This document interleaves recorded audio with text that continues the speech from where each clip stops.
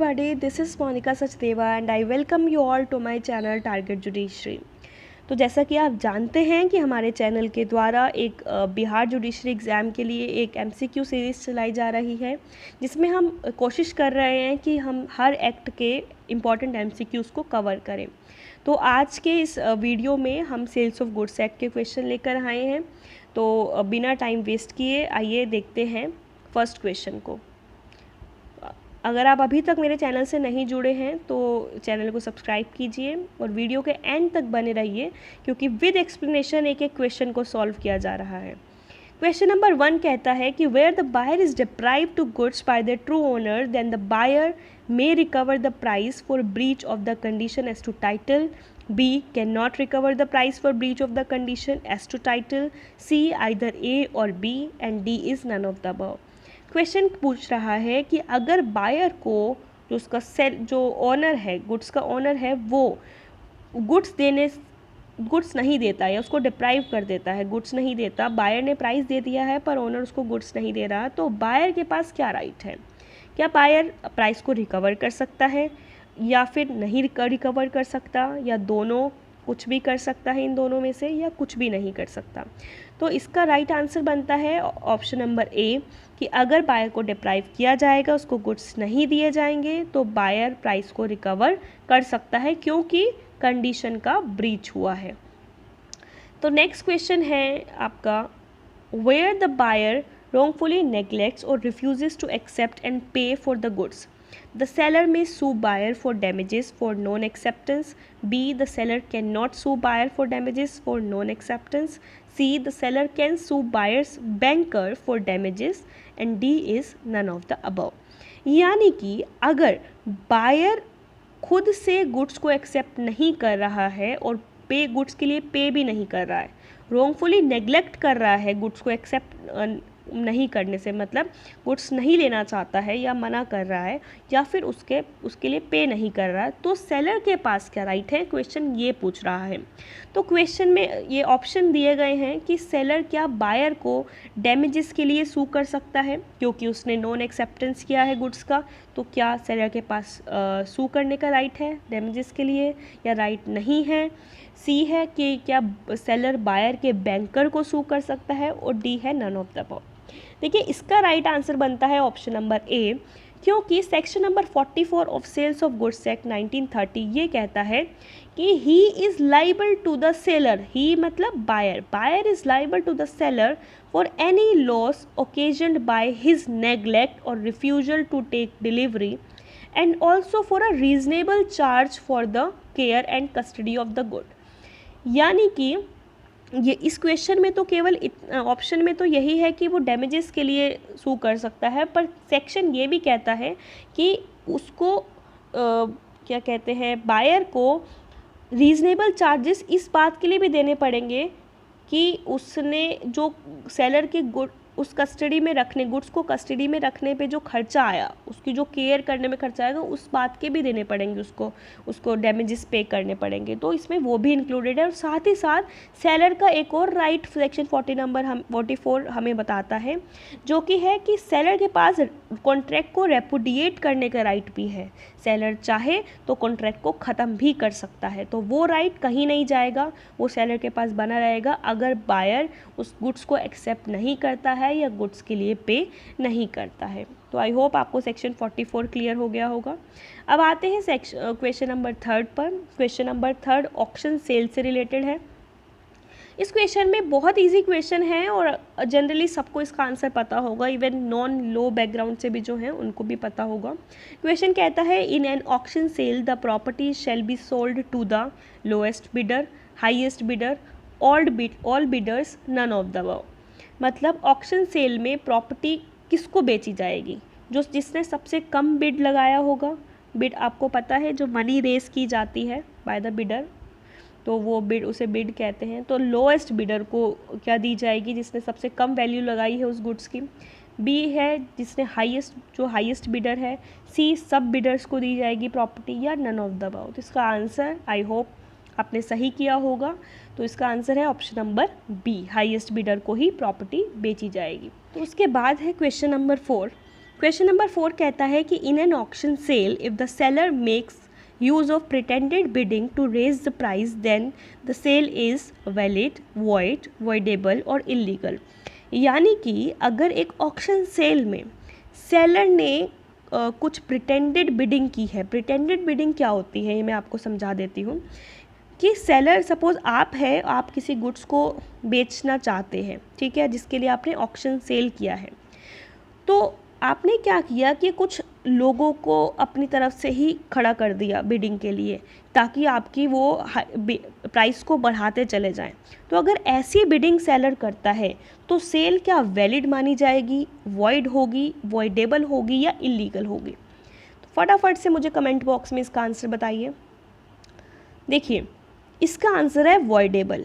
क्यों है? क्योंकि सेक्शन 64 सब क्लोज 6 कहता है कि अगर बायर चाहे तो उसे अपने अकॉर्डिंग, अगर वो चाहे तो वो एक्सेप्ट भी कर सकता है उस सेल गुड्स को, और चाहे तो उस कॉन्ट्रैक्ट को वो वॉइड भी डिक्लेयर करा सकता है।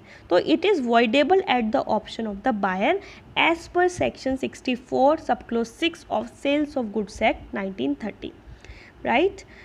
Now comes question number 5, in which it is asked that in which of the following cases the unpaid seller loses his right of lien।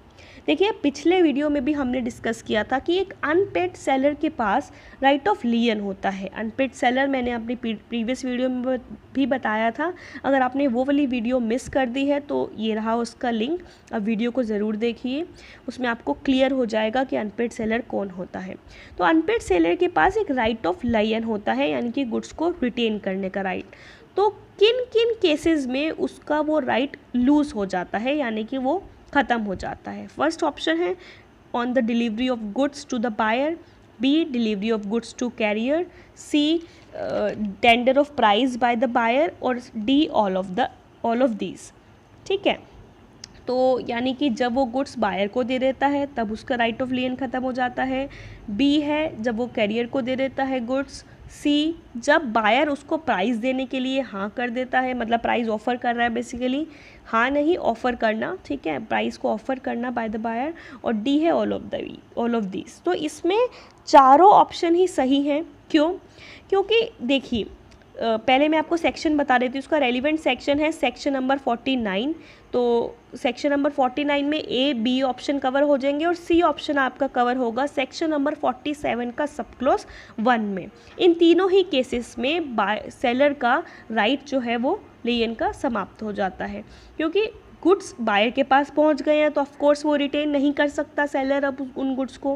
Career के पास पहुंच गया है, मतलब जो जिसके थ्रू वो भिजवाए जा रहे हैं उसके पास पहुंच गए हैं, उसको डिलीवरी कर दिया, तब भी सेलर रिटेन नहीं कर सकता। हाँ, इसके लिए एक और चीज़ है जो हम बाद में देखेंगे, इसमें स्टॉपेज इन द ट्रांजिट जो है, यानी कि अगर चाहे तो सेलर उसको रोक सकता है इन, वो भी तब, मतलब बीच कैरियर को गुड्स भेजने तक, बायर के पास गुड भेजने के लिए रोका जा सकता है, वो भी तब जब बायर इंसॉल्वेंट हो जाता है। वो हम डिस्कस करेंगे जब मैं सेल्स ऑफ गुड्स एक्ट के लेक्चर्स रेडी करूँगी, तो उसमें मैं आपको सब बताऊँगी कि कब कब क्या होता है इसमें। पर अभी के लिए आप इतना जान लीजिए कि अनपेड सेलर का राइट तब भी समाप्त हो जाता है जब गुड्स की डिलीवरी कैरियर को हो जाती है या फिर प्राइस बायर टेंडर कर देता है। ठीक है, तो D option is the right option. Now comes question number 6, the bidder at an auction sale can withdraw his bid any time during auction, before fall of hammer, C before payment of price, और D is none of these. यानी कि जो bidder है वो अपनी bid को कब withdraw कर सकता है? ऑक्शन के दौरान कभी भी, या फॉल ऑफ हैमर होने से पहले, सी है प्राइस की पेमेंट करने से पहले, और डी है नन ऑफ दीज। तो इसका राइट आंसर बनता है B option, before the fall of hammer, according to section number 64 sub clause 2 of the sales of goods act. ठीक है, अब आते हैं अपने नेक्स्ट क्वेश्चन पर। आपने अभी तक अगर चैनल सब्सक्राइब नहीं किया है तो चैनल को ज़रूर सब्सक्राइब कीजिए और हमें मोटिवेट करते रहिए ताकि ऐसी और वीडियोज़ हम आपके लिए लाते रहें। क्वेश्चन नंबर 7 कहता है where in an auction sale the seller appoints more than one bidder the sale is bound by auction, not bound by auction, liable for damages और बोथ ए एंड सी। यानी कि अगर किसी auction sale में seller ने एक से ज़्यादा बिडर अपॉइंट कर दिए हैं तो सेल जो है वो ऑक्शन से बाउंड हो जाएगी, नहीं होगी, या सेलर लाइबल होगा डैमेजेस के लिए, या बोथ ए एंड सी। तो इसका राइट आंसर आप मुझे जल्दी से बताइए कि क्या होगा। इसका राइट आंसर है option number D, both A and C. वो बाउंड भी होगा और डैमेजेस के लिए लाइबल भी होगा, राइट। क्वेश्चन नंबर 8 कहता है कि a contract for the sale of goods where property would pass to the buyer on payment of total price would be sale, agreement to sell, hire purchase contract, sale on approval. अब sales of goods act हमने इतने question solve कर लिए हैं तो ये तो बहुत इजी क्वेश्चन है कि अगर सेल ऑफ गुड का कोई कॉन्ट्रैक्ट होता है जिसमें प्रॉपर्टी बायर के पास तब जाएगी जब वो उसकी पूरी पेमेंट कर देगा, तो इसको क्या कहेंगे? इसको सेल कहेंगे, अग्रीमेंट टू सेल कहेंगे, हायर परचेज कॉन्ट्रैक्ट होगा, या सेल ऑन अप्रूवल होगा।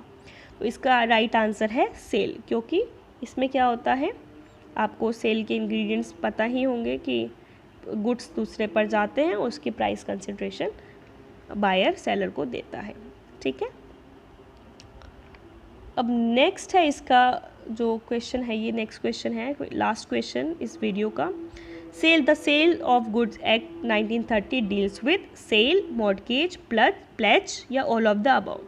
तो इसका राइट आंसर बहुत इजी क्वेश्चन है ये भी। सेल्स ऑफ गुड्स एक्ट किससे डील करता है? केवल और केवल सेल से डील करता है। मॉर्टगेज, प्लेज ये सब सेल्स ऑफ गुड्स एक्ट का पार्ट नहीं है। और स्पेशली मैं आपको बता दूं, सेल्स ऑफ गुड्स एक्ट में ये जनरल सेल होती है, ना कि पर्टिकुलर सेल। जनरल सेल में एक एब्सोल्यूट राइट क्रिएट होता है बायर के पास, वो चाहे तो गुड्स को आगे बेच सकता है, कुछ भी उस गुड्स का कर सकता है, तो एक एब्सोल्यूट राइट क्रिएट होता है। इसलिए सेल्स ऑफ गुड्स एक्ट में जनरल सेल से भी ये डील करता है। तो ये थे हमारे आज के क्वेश्चंस। आई होप आपको वीडियो अच्छी लगी होगी। तो अगर अच्छी लगी है तो लाइक का बटन ज़रूर दबाइएगा, और ताकि आपको, और बेल आइकन भी ज़रूर प्रेस कीजिए ताकि आप नोटिफाई होते रहें जब भी हम अपनी नई वीडियो लेकर आएंगे, तो आपको तुरंत एक नोटिफिकेशन मिल जाएगा और आप कोई भी वीडियो मिस नहीं कर पाएंगे। That's it for today. Bye bye, take care, have a nice day.